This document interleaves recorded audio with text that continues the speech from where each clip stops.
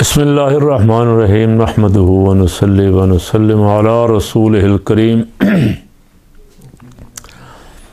Election की सरगर्मियाँ आहिस्ता आहिस्ता ज़ोर पकड़ रही हैं, लेकिन साथ साथ अफवाहें भी गर्दिश कर रही हैं।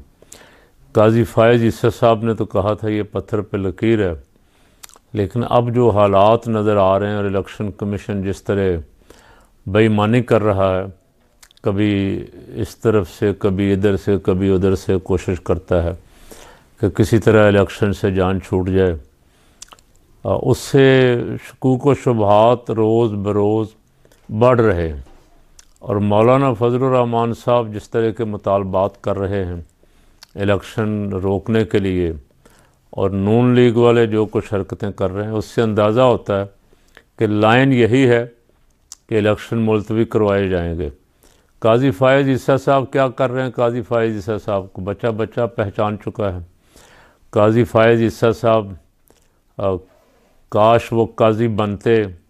पाकिस्तानी कौम बड़ी देर से इस उम्मीद पे थी कि कोई ऐसा जज आए जो अदल व इंसाफ पे मबनी फ़ैसले करे, मज़लूमों का साथ दे। लेकिन बदकिस्मती है कि मज़लूमों का साथ देने के बजाय काजी फ़ायज़ ईसा मज़लूमों का मजाक उड़ा रहा है। और वो सवाल कर रहे, एक बंदा 3 महीने गायब रहा, किस वजह से रहा पूरे मुल्क को पता है। बजाय इसके उसकी दाद रसी करने के काजी साहब उसका मजाक उड़ा के पूछ रहे हैं ये इमरान रियाज है कौन है जी।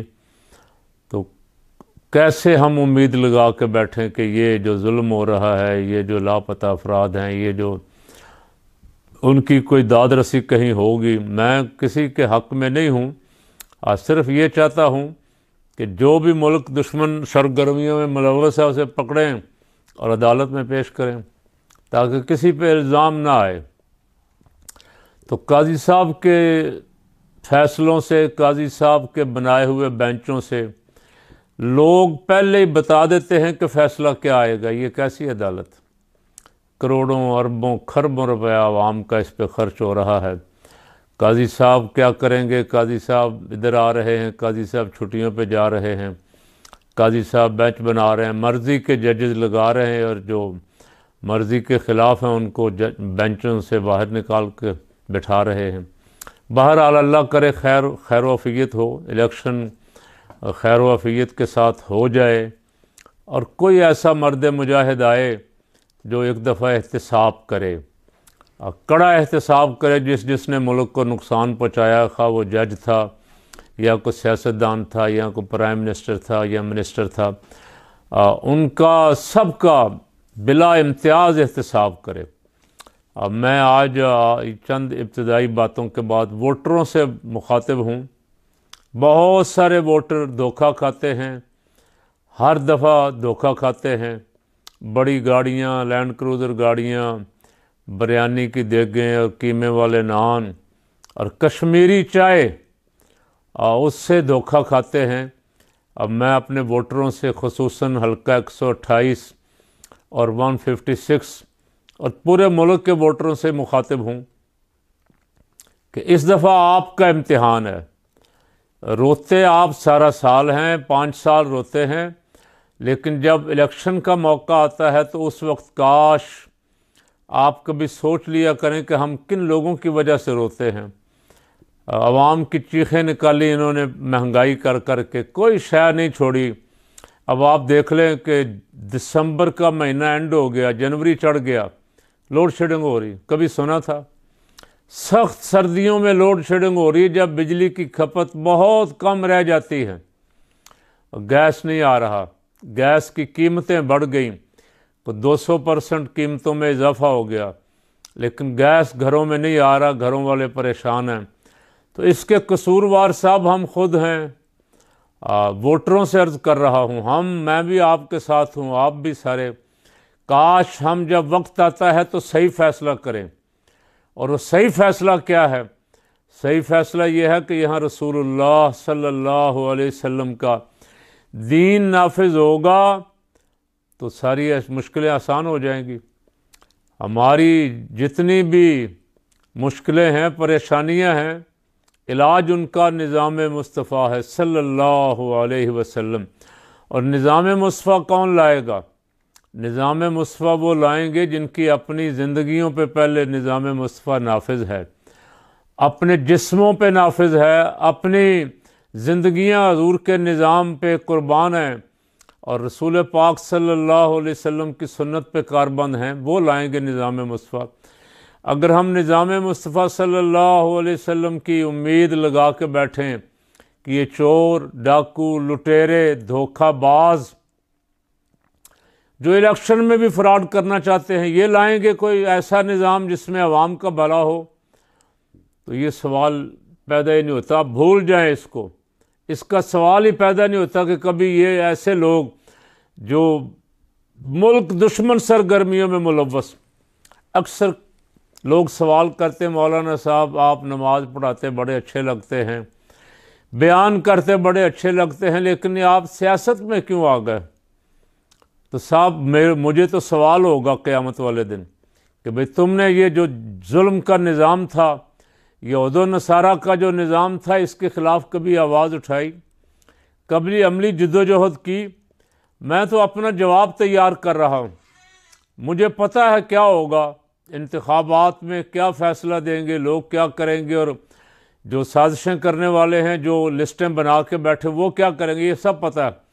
इसके बावजूद मैदान में हूँ तो इसलिए हूँ, कल रसूलुल्लाह सल्लल्लाहु अलैहि वसल्लम और अल्लाह रब्बुल आलमीन के उन पाक बंदों की, खुलफाए राशिदीन की बारगाह में, इमाम हसन, इमाम हुसैन की बारगाह में, जिन्होंने सब कुछ लुटाया दीन के लिए, और उनकी बारगाह में सुरखरू हो जाऊं और उनको कह सकूं कि मैं आपके लिए, आपका था, आपसे मेरी निस्बत थी, आपके लिए मैं जद्दोजहद करता रहा, आपके लिए काम करता रहा।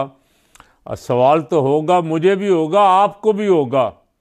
आप बजाय इसके कि यही सवाल करते रहें कि आप क्यों आए हैं, आप क्यों आए हैं सियासत में, अच्छे लोगों को तो आना ही नहीं चाहिए, तो फिर नतीजा, बुरे लोगों की सियासत में आने का नतीजा तो आप देख ही रहे। 35 साल से हुकूमत कर रहे हैं, लेकिन अभी भी जब नया इक़्तिदार की बारी आती है तो उनकी राल टपकती।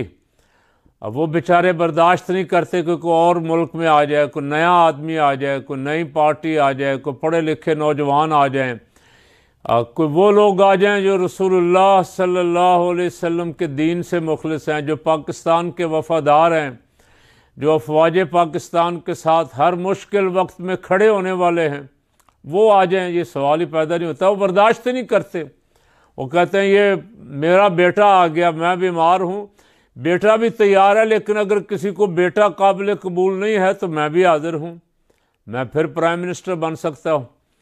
अब मैं अगर 4 दफ़ा आने के बावजूद भी कुछ नहीं कर सका और अब मैं भी काबिल कबूल नहीं हूँ, तो मेरी बेटी तैयार है। अवाम को उनको पहचानना होगा और अपना अपना फ़र्ज़ अदा करना होगा।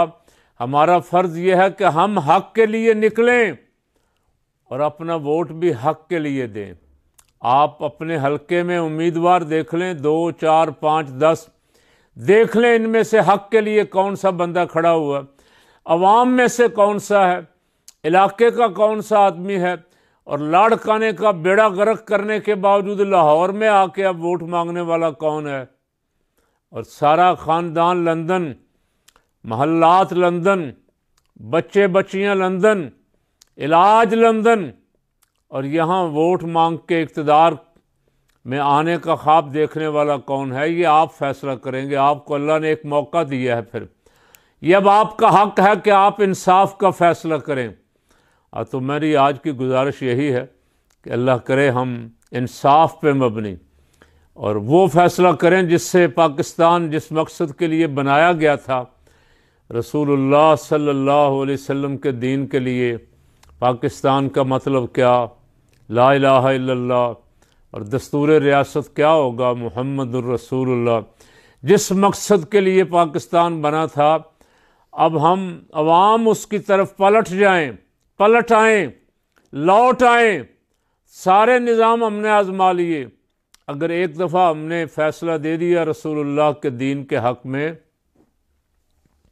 लब्बैक के बहुत सारे मुजाहिद आपके पास आएंगे JUP के बहुत सारे मुजाहिद आपके पास आएंगे, और जितने भी अहले सुन्नत व जमात अहले हक मैदान में हैं, आपका हमारा फ़र्ज़ है कि हम दिल खोल के उनका साथ दें, हर तरह से उनके साथ तामुन करें, माली भी जानी भी, और अपना अपना फ़र्ज़ समझ के अपने अपने इलाकों में कैंपेन भी चलाएं, बग़ैर किसी के कहे हुए, बग़ैर किसी असर रसूख के।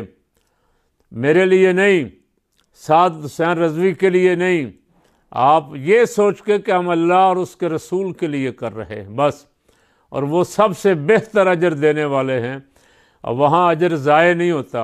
अल्लाह करीम हमें दीन के लिए, हक़ के लिए, हज़ूर के पाक निज़ाम के लिए सल्लल्लाहु अलैहि वसल्लम, मेरे आपके सब के माँ बाप हज़ूर पे कुर्बान, आपके अक़ीदा ख़त्म नबूवत के लिए हमें जिद्दोजहद करने की, साथ देने की तौफ़ीक़ अता फ़रमाए।